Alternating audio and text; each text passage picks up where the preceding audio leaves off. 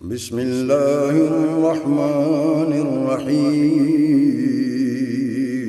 شروع اللہ کے نام سے جو بڑا مہربان نہایت رحم والا ہے۔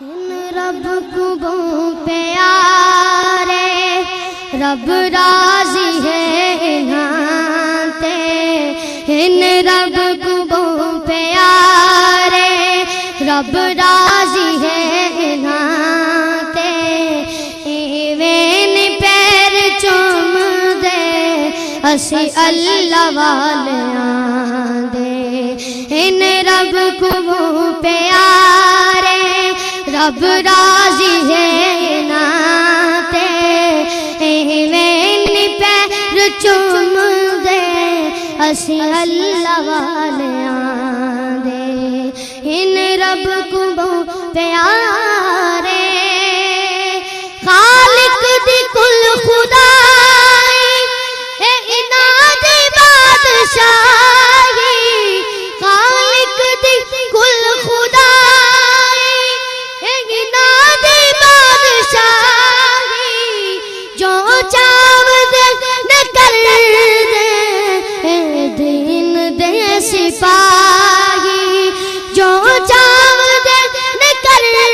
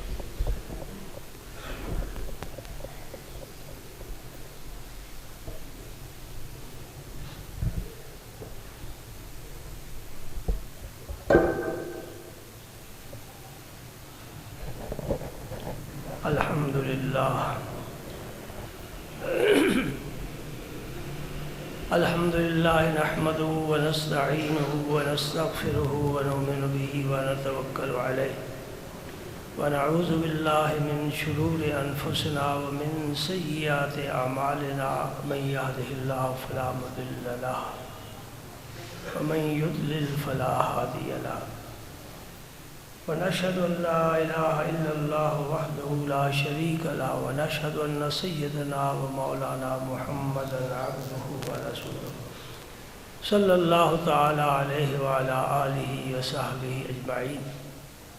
اللهم صل على سيدنا محمد وعلى آل سيدنا محمد وبارك وسلم. اللهم صل وسلم على رسولك الكريم وآله الطاهرين. رب اغفر وارحم وأنت خير الراحمين. السلام عليك أيها النبي ورحمة الله وبركاته. اللهم صل على محمد وعلى آل محمد كما صليت على إبراهيم وعلى آل إبراهيم إنك حميد مجيد. اللهم بارك على سيدنا محمد وعلى آل سيدنا محمد كما باركت على إبراهيم وعلى آل إبراهيم إنك حميد مجيد. اللهم صل على محمد وعلى آل محمد صلاة تنجينا بها من جميع الأهوال والآفات وتكفينا بها جميع الحاجات وتطهرنا بها من جميع السيئات وترفعنا بها أعلى الدرجات وتبلغنا بها أكثر الغايات من جميع الخيرات في الحياة وبعد الممات إنك على كل شيء قدير.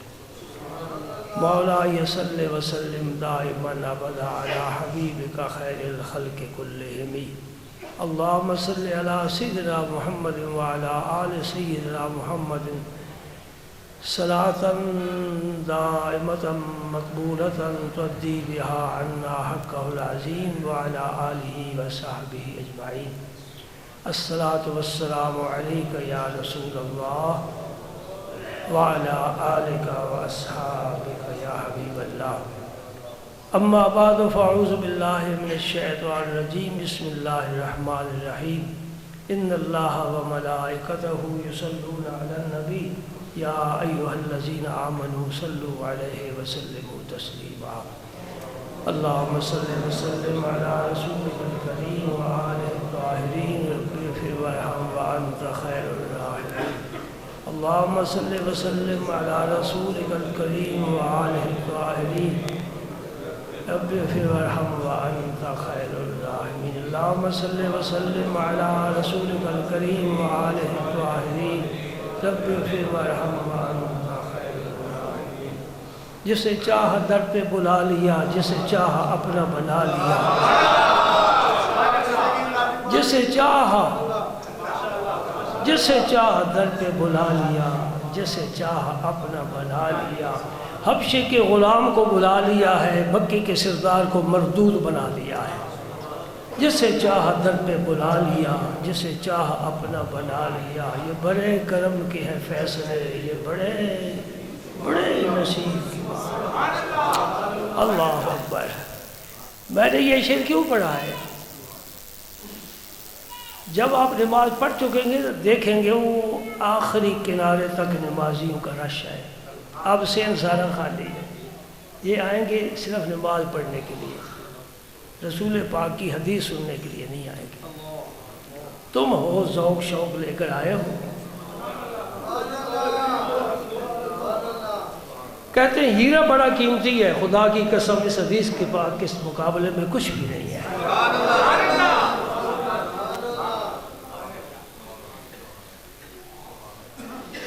قدر نبی دا ای کی جانن دنیا دار کمینے. قدر نبی دا جانن والے سو گئے ویچ نبی.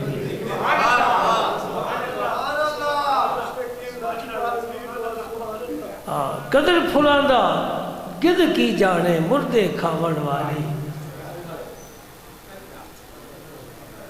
قدر پھلان دا بلبل جانے صاف دماغ والی.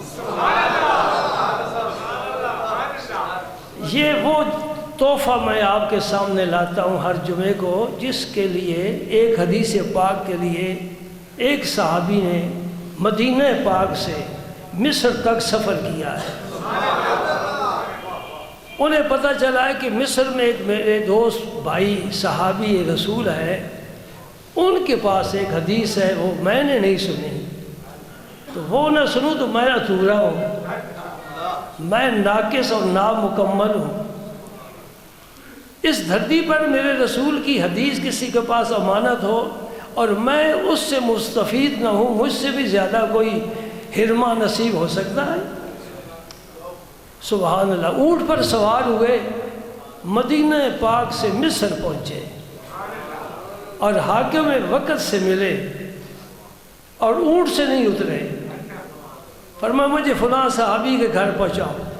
اس نے کہا حضرت آپ اترے ہیں، مجھے کوئی ضیافت کرنے کی موقع دیں۔ فرمایا میرے اس عمل میں کوئی چیز شامل نہیں ہونی چاہیے، میرا عمل خالص ہونا چاہیے۔ اس صحابی کے پاس پہنچی اور حدیث سنی اور انہی قدموں پر واپس چلے گئے۔ یہ تھا شوق نبی کے فرمان سننے کا۔ یہ کس کے دل میں پیدا ہوتا ہے؟ جس کے دل میں اللہ کے رسول کی محبت ہوتی ہے، وہ ڈھونڈتا پھرتا ہے، پوچھتا ہے مسائل۔ سبحان اللہ، سبحان۔ جناب امام حسن اور امام حسین رضی اللہ تعالی عنہما، جناب علی المرتضیٰ سے اور ہند بن ابی حالہ سے نبی پاک صلی اللہ علیہ وسلم کے اوصاف پوچھا کرتے تھے۔ حالانکہ خود بھی تو زیارت کی ہے نا، لیکن بچپن تھا، پھر بھی حضور کے متعلق دریافت کیا کرتے۔ سنو حدیث پاک۔ ابو ہریرہ حدیث کے راوی ہیں اور حدیث ہے مسلم شریف کی۔ یہ نام تو سب کو یاد ہے، بخاری اور مسلم۔ یہ سیاہ ستہ میں 2 کتابیں سردار ہیں، اور ان دونوں محدثین کو شیخین کہتے ہیں حدیث کی دنیا میں۔ صحابہ کرام میں شیخین ابو بکر صدیق اور عمر فاروق کو کہتے ہیں، اور فقہا امام اعظم کو اور امام ابو یوسف کو شیخین کہتے ہیں۔ یہ چیزیں آپ کو کسی لائبریری میں نہیں ملیں گی، اسی جگہ سے ملیں گی۔ لیکن کیا کریں، اس گجرات شہر میں علم مردہ ہو چکا ہے اور اس کا کسی نے جنازہ بھی نہیں پڑھا۔ جو مر جائے اس کا جنازہ تو پڑھتے ہیں نا۔ اس گجرات شہر میں علم مردہ ہو چکا ہے۔ اس پورے شہر کی آبادی میں بے شمار ڈاکٹر ہیں، انجینئر ہیں، پروفیسر ہیں، سکول ٹیچر ہیں، بزنس مین ہیں جی، لیکن مجھے شہر سے اٹھا ہوا کوئی ایک عالم بتا دو، گجرات شہر کا کوئی عالم بتا دو۔ جتنے آپ کی مسجدوں میں علماء ہیں سب باہر سے آئے ہوئے ہیں۔ اس لیے میں کہہ رہا ہوں علم مردہ ہو چکا ہے۔ غنیمت سمجھو کوئی اللہ اور اللہ کے رسول کی بات آپ کو سنائے، اگرچہ آپ کو تو میں نہیں کہتا، لوگوں کو تو شوق نہیں ہے۔ سبحان اللہ۔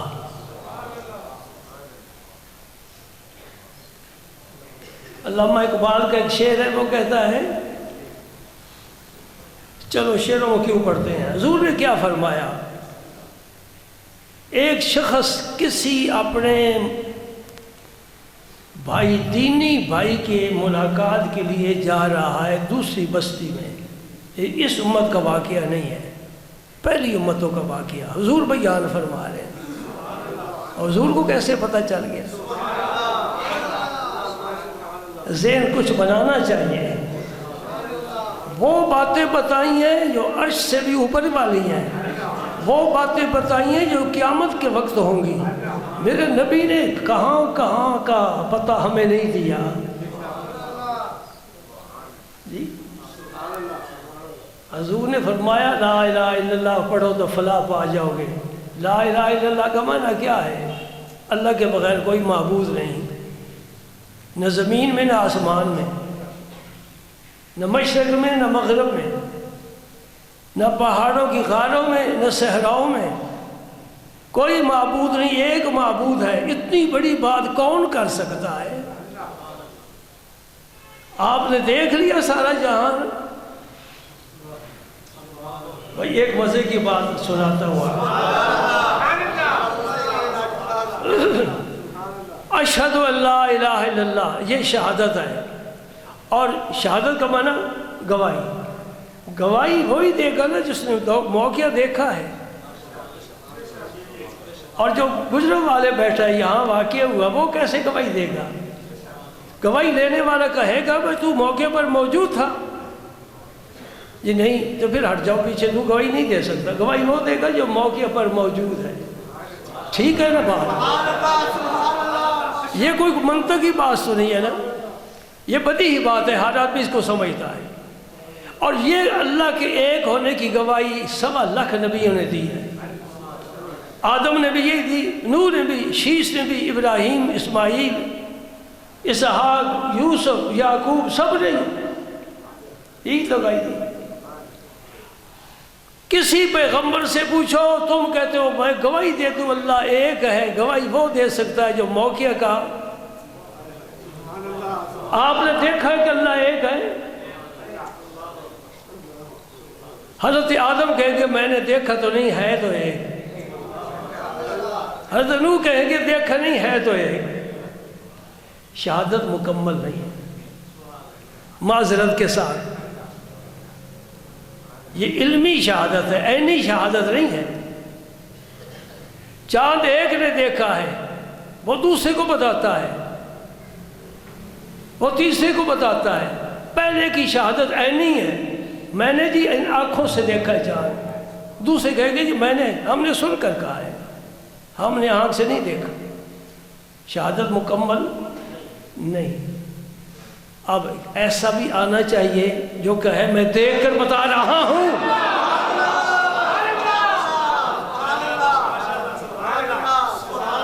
میرے نبی نے آ کر کہا اشہد ان لا الہ الا اللہ. شرق والے پوچھتے ہیں، غرب والے پوچھتے ہیں اے محمد عربی تم نے دیکھا ہے؟ فرماتا ہاں میں نے دیکھا ہے. اب شہادت مکمل ہوئی. جب شہادت مکمل ہوئی نبوت مکمل ہوئی. جب نبوت مکمل ہوئی دین مکمل ہو گیا. الیوم اکملت لکم دینکم واتممت علیکم نعمتی ورضیت لکم الاسلام دینا. یہ کلمات نہ تو اترے ہیں ابراہیم خلیل اللہ پر، نہ یہ اترے ہیں سلیمان علیہ السلام پر، نہ یہ اترے ہیں یوسف علیہ السلام پر. محمد عربی چونکہ دیکھ کر آیا ہے گواہی دے رہا ہے ایک ہے اللہ، ایک ہے اللہ، ایک ہے.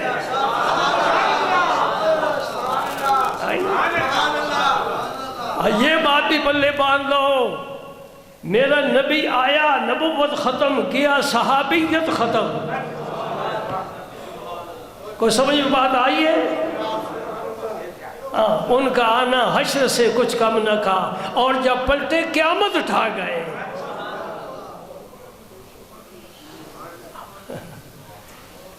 تشریف لائے اس دنیا میں تو نبوت ختم. تشریف لے گئے تو صحابیت ہے، ساتھ لے گئے صحابیت. اب کوئی صحابی نہیں بن سکتا. غوث بن سکتا ہے، کتب بن سکتا ہے، ولی بن سکتا ہے، امام بن سکتا ہے، محدث مفسر بن سکتا ہے، شیخ الحدیث شیخ القرآن بن سکتا ہے، حافظ قاری بن سکتا ہے. قاری قرآن پڑھتا ہے قاری بن جاتا ہے. مزے کی بات سنو، جس نے قرآن پڑھا اس کو مصلی ملا، جس نے اس کو سمجھا اسے منبر ملا، اور جس نے اس پر عمل کیا اس کو عرش معلیٰ ملا.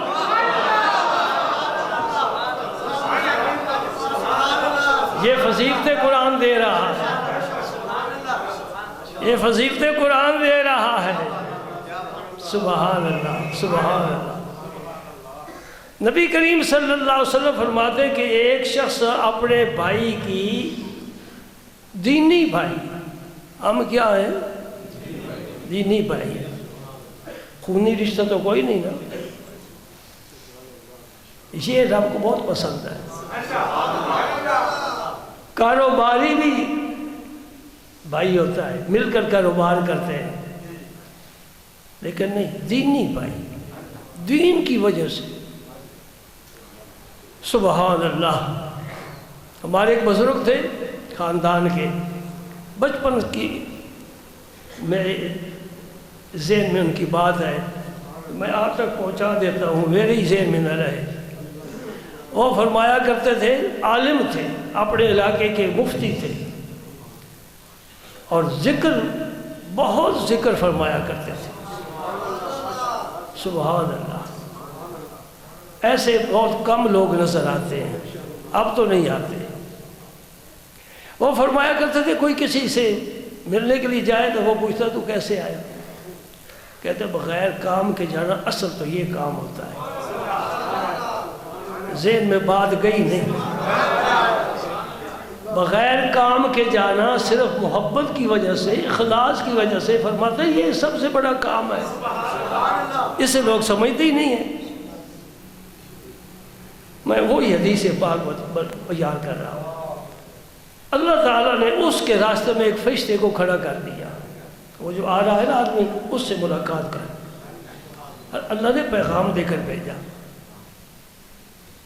پہلی امتوں میں فرشتہ انسانی شکل میں آتا تھا، ملتا تھا، بات کرتا تھا۔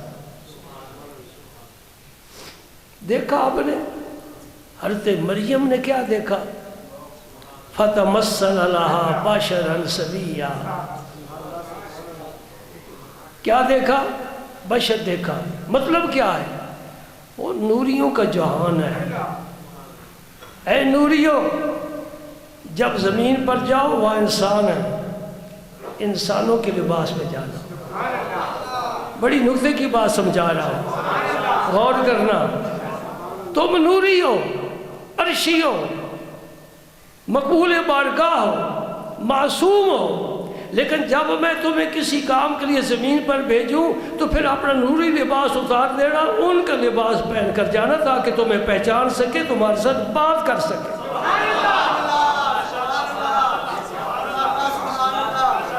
اگر جن انسانی شکل میں آ جائے نا تو پتہ نہیں چلے گا، اور اگر کہے میں جن ہوں تو دوسرے کو ہو سکتا ہے دوسرا بے ہوش ہی ہو جائے۔ جنس ہونا ضروری ہے فیض کے لیے، ہم جنس ہونا ضروری ہے۔ اللہ اللہ، جبریل آئے اپنی شکل و صورت میں نہیں، اپنے لباس نوری میں نہیں، بشری لباس میں آئے۔ اس لیے حضرت مریم فرماتی ہیں فَتَمَثَّلَ لَهَا بَشَرًا سَوِيًّا، حدیث نہیں پیش کر رہا جیسے کوئی ضعیف کہہ دے، قرآن پیش کر رہا۔ جبریل کو کیا کہا؟ بَشَرًا سَوِيًّا، تو کیا وہ بشر بن گیا؟ کہہ دو نا، نہیں تو جو یہ کہے قُلْ إِنَّمَا أَنَا بَشَرٌ مِثْلُكُمْ، وہ بھی بشر بن گیا۔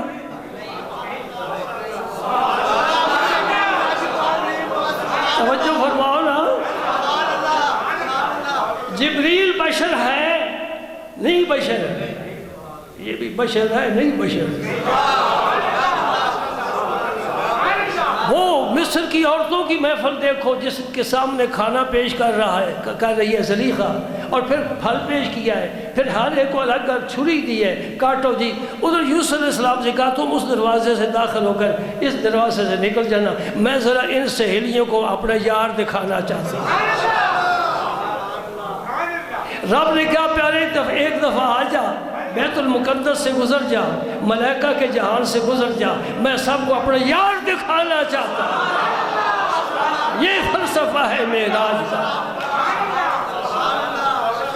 سبحان اللہ۔ اور جو ہی نظر پڑتی ہے زنان مصر کی پیغمبر کے فرزان پر، پیارے یوسف پر، کیا پکارتی ہیں؟ ما ھذا بشرا ان ھذا الا ملک کریم، یہ تو بشر ہے نہیں، یہ تو بڑا فرشتہ، عزت والا فرشتہ ہے۔ اس کا مطلب یہ ہوا کہ آنکھ میں وہ سرما ڈال جو محبت کا سرما ہو، تجھے کچھ اور ہی نظارے نظر آئے گا۔ حضرت ام المومنین عائشہ صدیقہ رضی اللہ تعالی عنہا کی محبت دیکھی ہے، ایک شعر کہہ دیا، لوامی زلیخا لو رأینا جبینہ، اللہ اللہ اللہ اللہ اللہ، لوامی زلیخا لو رأینا جبینہ، صرف پیشانی۔ وہ عورتیں مصر کی جو حضرت زلیخا کو تانا دیا کرتی تھی کہ تو غلام پر عاشق ہو گئی ہے، اگر وہ میرے یوسف کی صرف پیشانی دیکھ لیتی نا، یوسف سارا دیکھا ہے، انگلیاں کٹی ہیں، میرے یوسف کی پیشانی دیکھ رہی تھی تو کلیجہ کاٹ کر رکھ لیتی. سبحان اللہ. لیکن رب نے پردے اتنے ڈالے ہیں کہ نہ ابو بکر نے دیکھا ہے، نہ عائشہ نے دیکھا ہے، نہ عمر نے دیکھا ہے، نہ علی نے دیکھا ہے. پردے ڈال کر بھیجا ہے. میں کبھی کبھی دیکھتا ہوں تو مجھے بڑی بات اچھی لگتی ہے. یہ جو ویلڈنگ کرنے والے ہوتے ہیں نا، تو یہ سامنے شیشہ کیوں رکھتے ہیں؟ آپ نے دیکھا ہے کہ نہیں دیکھا؟ میں نے دیکھا ہے تو آپ نے کیوں نہیں دیکھا؟ اس کی لائٹ اتنی تیز ہوتی ہے کہ اگر وہ شیشہ سامنے رکھے تو ہو سکتا ہے آنکھ کا نور ہی ختم ہو جائے. وہ اتنا شدید نور تھا میرے آقا کریم کا، اگر پردوں میں نہ ہوتا کوئی زندہ ہی نہ بچتا. اتنا حسن تھا. یہ شاہ عبد الرحیم صاحب جو شاہ ولی اللہ محدث دہلوی ہیں، انہوں نے فرمایا ہے.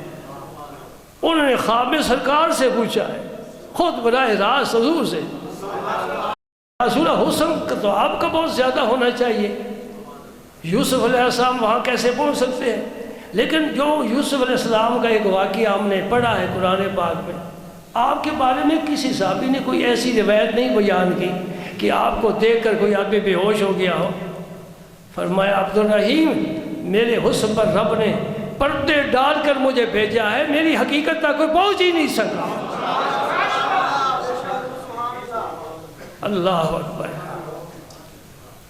وہ کھڑا ہے راستے پر. میں نے ایک مثال دی ہے، ورنہ فرشتے کو دیکھنے کی بہت ساری مثالیں حدیث میں بھی ملتی ہیں. کالا ہے نا تریدو، جب وہ آگے اس سے پوچھا تو کہاں جا رہا ہے؟ اس نے کہا میں فلاں بستی میں ایک میرا بھائی ہے، دینی بھائی، میں اس کی ملاقات کے لیے جا رہا ہوں. اس نے پوچھا کیا کوئی تیرا اس پر یا اس کا تجھ پر کوئی حق نعمت ہے جس کا تو بدلہ دینے کے لیے جا رہا ہے؟ انہوں نے کہا نہیں، کوئی اس کا مجھ پر حق نہیں ہے. ایک بات ہے، انی احببتہ فی اللہ، میں اللہ کے لیے اس سے پیار کرتا ہوں.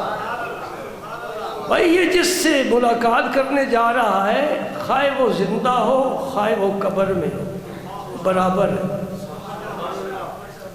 آپ یہاں سے چلتے ہیں اپنے پیر و مرشد کی زیارت کے لیے، اور اگر دنیا سے رخصت ہو گئے ان کے مزار پر جاتے ہیں زیارت کے لیے. یہاں سے لوگ داتا صاحب جاتے ہیں نا، پاک پتن شریف جاتے ہیں نا، اور پھر عرس کے موقع پر اجمیر شریف جاتے ہیں، دہلی شریف جاتے ہیں، سرہند شریف جاتے ہیں مجدد رفسانی کی زیارت کے لیے. راستے کھل مل رہے ہیں نا آپ کو، کھل گئے نا راستے. میں کیوں جا رہا ہوں؟ صرف مجھے اس سے پیار ہے. سنو وہ فرشتہ کیا کہتا ہے، قَالَ فَإِنِّي رَسُولُ اللَّهِ إِلَيْكَ، میں اللہ کا قاصد بن کر تیرے پاس کھڑا ہوں، انتظار میں، تیری انتظار میں. اللہ نے مجھے بھیجا ہے.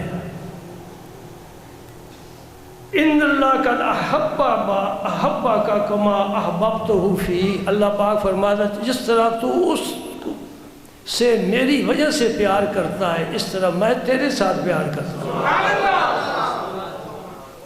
اس کا معنی یہ ہو کہ یہ بہترین عمل ہے. فضائل نماز کتاب ملے گی، فضائل ذکر کتاب ملے گی، فضائل حج کتاب ملے گی، فضائل رمضان کتاب ملے گی. اس کی کوئی کتاب نہیں، اور یہ سب سے افضل عمل ہے. کیا کوئی حدیث ایسی آپ کو ملتی ہے کہ اللہ نے فرمایا ہو کہ تم نماز پڑھو میں تمہارے ساتھ محبت کروں گا؟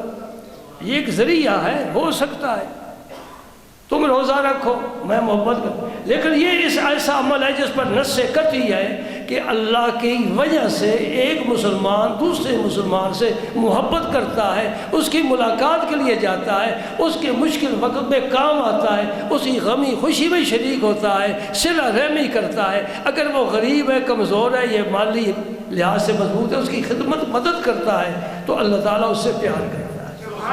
تو کوئی اللہ کا پیار حاصل کرنے کے لیے اللہ کے نیک بندوں سے پیار کرنا یہ بہترین ذریعہ ہے۔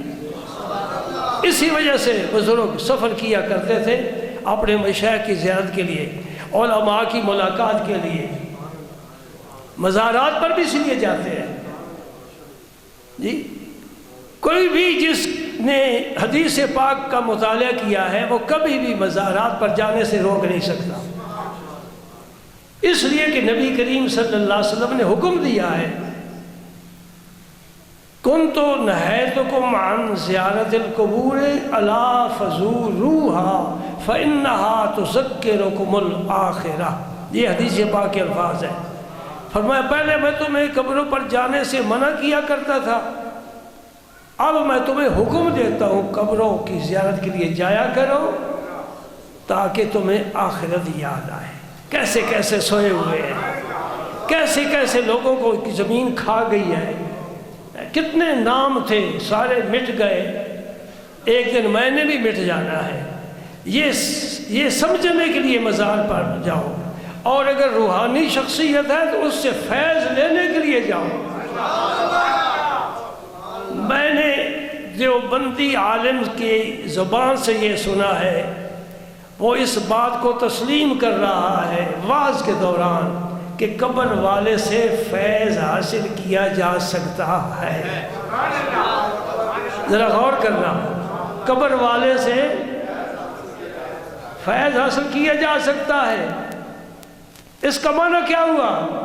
فیض وہی دے گا جو زندہ ہوگا۔ اس نے مان لیا کہ قبر والا فیض تب دیتا ہے جب زندہ ہوتا ہے۔ نمبر 3، فیض وہ دے گا جو زندہ ہوگا اور اسے آنے والے کا علم ہوگا۔ تو پتہ چلا کہ اس عالم دیوبند نے یہ تسلیم کیا ہے کہ قبر پر جاؤ تو قبر والے کو علم ہوتا ہے کون آیا ہے۔ پھر یہ بھی پتا ہے، آنے والے نے نہیں بتایا کہ میں کیوں آیا ہوں، آنے والا فیض لینے کے لیے آیا ہے۔ قبر والے کو یہ بھی پتا ہے کہ فیض لینے کے لیے آیا ہے، میں نے اس کو فیض دینا ہے۔ ہاں آگے چل کر بات کرتا ہوں، قبر والے کو یہ بھی پتا ہوتا ہے کہ یہ فیض لینے کی صلاحیت بھی رکھتا ہے، وہ فیض تب دیتا ہے۔ جب تک اتنا علم قبر والے کو نہ ہو آنے والے کو فیض نہیں دے سکتا۔ تو اس کے ایک جملے میں میں نے سارا کچھ دیکھ لیا ہے کہ ان کے عقیدے کے مطابق اب کوئی انکار کرے تو الگ بات ہے، انہوں نے تسلیم کیا ہے اور وہ عالم زندہ ہے ابھی تک، اور میں آپ کو سنوا بھی سکتا ہوں۔ وہ بھرے مجمع میں کہہ رہے کہ قبر والا فیض دے سکتا ہے، کیوں نہ کہے، اسے کہنا پڑے گا۔ داتا علی حجویری کے دروازے پر خواجہ غریب نواز آئے اور فرمایا گنج بخشے فیض عالم مظہر نور خدا، گنج بخشے فیض عالم۔ فرماتے صرف میرے لیے نہیں، پورا جہان ان سے فیض پانا چاہے، اس بابے کے پاس اتنا ذخیرہ ہے ساری دنیا کو فیض دے سکتا ہے۔ نہیں سمجھے؟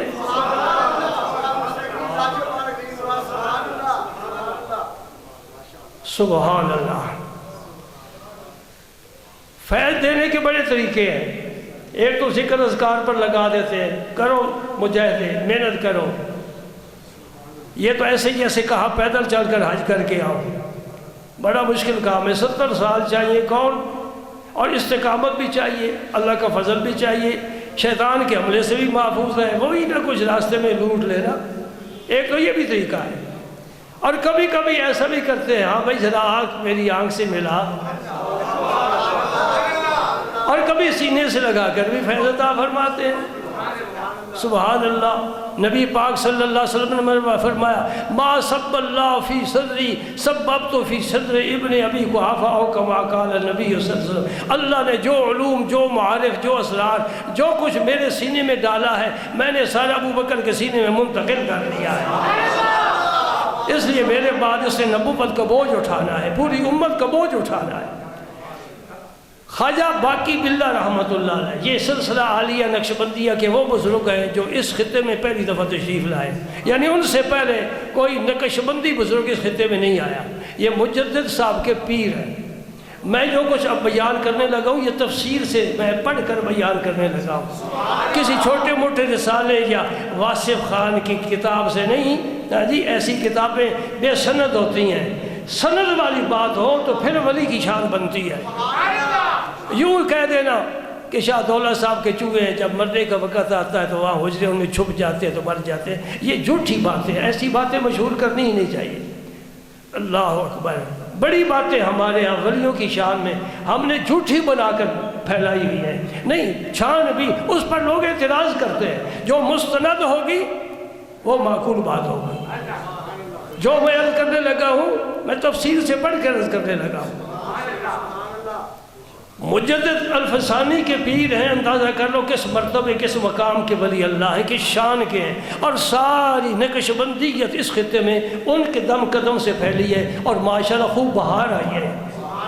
میں چشتی ہوں، نظامی ہوں، سیالوی ہوں، لیکن میں سارے بزرگوں کو قائل ہوں، سارے سلسلوں کی عقیدت رکھتا ہوں، سب نور علی نور ہے، سب نے دین کی خدمت کی ہے، خواجہ غریب نواز سے لے کر۔ ہاں یہ بات ضرور ہے، داتا صاحب پہلے آئے، ان سے پہلے حسین زنجانی لاہور میں آئے، اور خواجہ غریب نواز چشتیوں کا پہلا سردار ہے جس نے یہاں کر لا الہ الا اللہ کی ضرب لگائی ہے۔ اس لیے وہ سید ہے، سچا سید ہے، سچا سید ہے، اور اس نے سیدوں کی گردنیں پھلانگ کر سبحان اللہ سبحان اللہ کتنے لوگوں کو فیض یاب کیا ہے خواجہ غریب نواز۔ اب جب خواجہ غریب نواز کہو گے سارے غریب نواز ہیں، جتنے ولی ہیں، امیر نواز کوئی بھی نہیں، توجہ کرنا۔ اور جھنڈے والی گاڑی کی متلاشی ولی نہیں ہو سکتا، وزیروں کے دروازے پر ولی نہیں جا سکتا، اور ٹھوکر مارتا ہے، اس لیے کہ جس نے اس ذات پاک سے لو لگائی ہے وہ انسان کو کیا سمجھتا ہے۔ خواجہ غریب نواز جب بھی کہو گے اجمیر کا شہنشاہی مراد ہوگا، اور محبوب الہی جب بھی کہو گے نظام الدین اولیائی مراد ہوگا۔ نام نہ لو، بابا فرید گنج شخص ایک ہی ہے، گنج بخش ایک ہی ہے، اور جب لجپال کہو گے آہا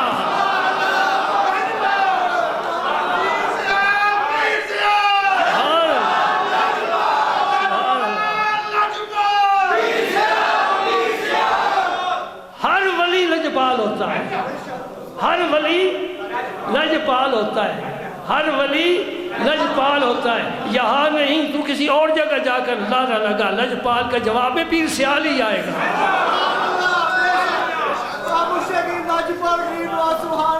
اور سچی گال ہے، پنجابی کہتے ہیں ڈھکدا ہی انجے، ڈھکدا ہی انجے۔ ولی سارے ہی ہیں ماشاءاللہ، بڑی شان والے۔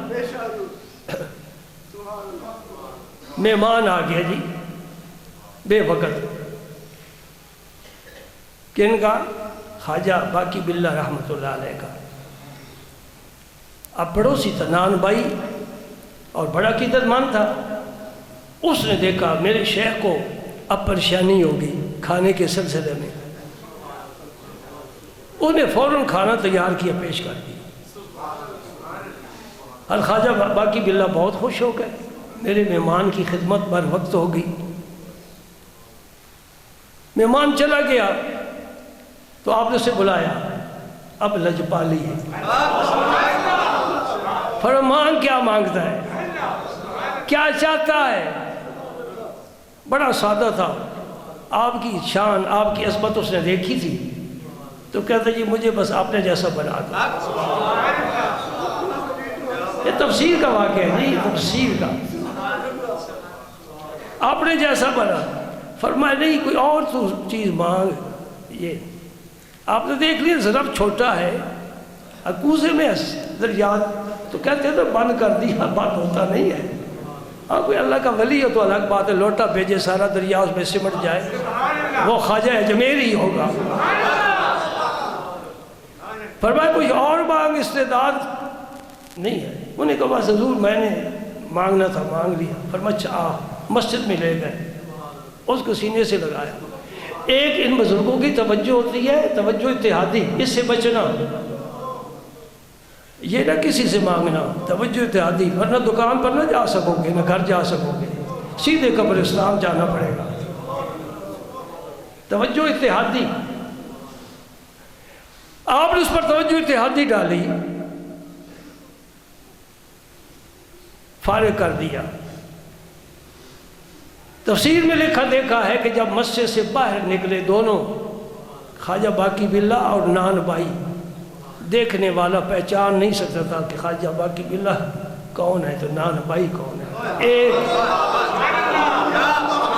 شکل و صورت بھی ایک، حال احوال ایک، وہی مستی، لیکن 3 دن ہی زندہ رہا، فوت ہو گیا۔ اس لیے میں نے کہا کہ توجہ اتحادی کا نہ سوال کرنا، یہ بھی فیض دینے کا ایک طریقہ ہے۔ اگر استعداد والا ہوتا تو سب کچھ سمیٹ لیتا، محفوظ رکھتا، لیکن استعداد نہیں تھی، برداشت نہ کر سکا، ٹکڑے ٹکڑے ہو گیا۔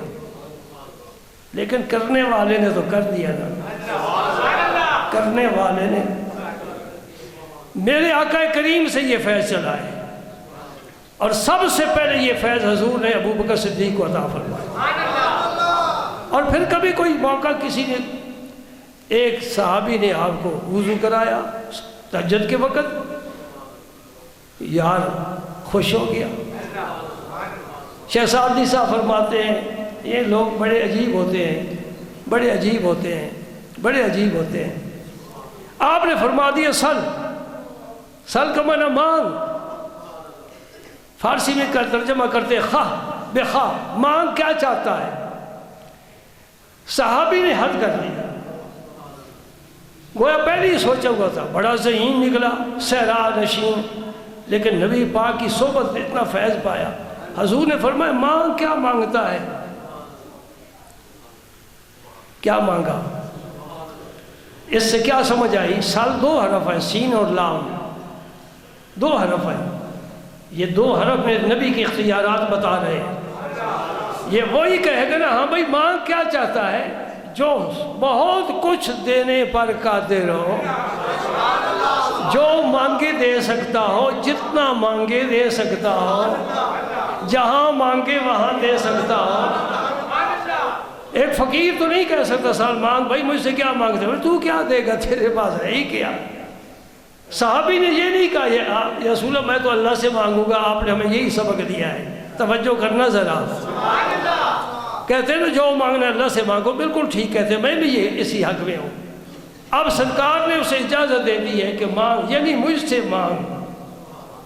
تو صحابی میں بھی توحید تھی نا، سمجھتا تھا توحید کیا ہے، تو عرض کرتا یا رسول اللہ میں مسجد میں جا کر رب سے مانگ لوں گا، نہیں، اسالو کا۔ صحابی نے کیا کیا؟ اسالو کا، میں آپ سے مانگتا ہوں۔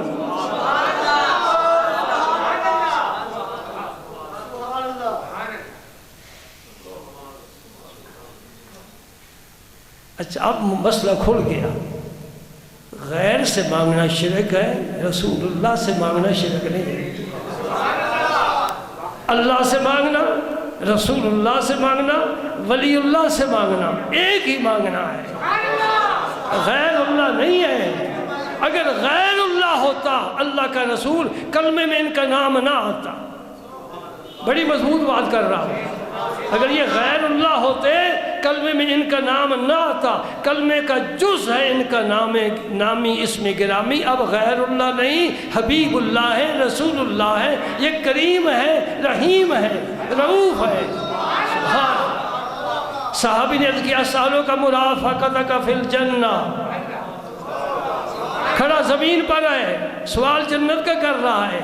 یا رسول اللہ میں جنت میں، ذرا توجہ کرنا، مانگنے والا کیا مانگ رہا ہے؟ جنت نہیں مانگ رہا، جنت میں آپ کی رفاقت مانگتا ہوں۔ حد کر دی ہے خدا کی قسم، اس سے بہتر کچھ مانگا نہیں جا سکتا۔ میں آپ سے جنت میں آپ کی رفاقت مانگتا ہوں۔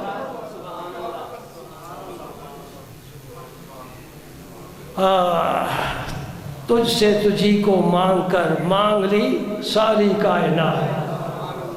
سبحان اللہ۔